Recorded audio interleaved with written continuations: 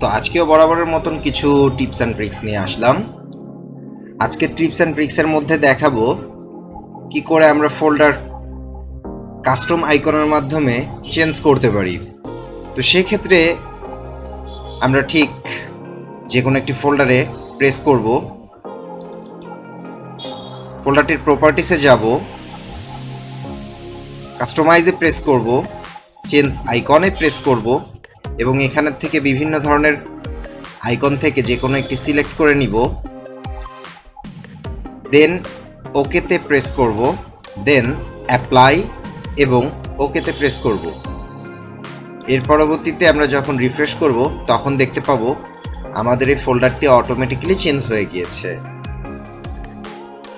তো আমরা এই ফোল্ডারটিকে যদি আমাদের পুনরায় অবস্থানে ফিরিয়ে আনতে চাই তাহলে আমরা কি করব সেটি এখন দেখে নিই, চলুন।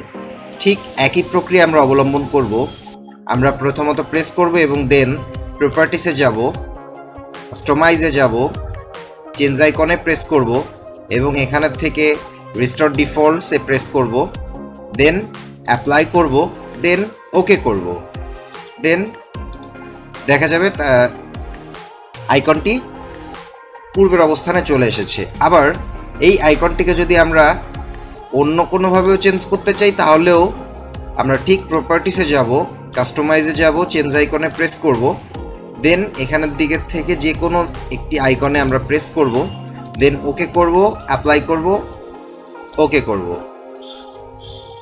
অর্থাৎ আমরা দেখে নিলাম কি করে আমরা একটি আইকনকে নিজেদের মতন করে কাস্টমাইজ করে নিতে পারি।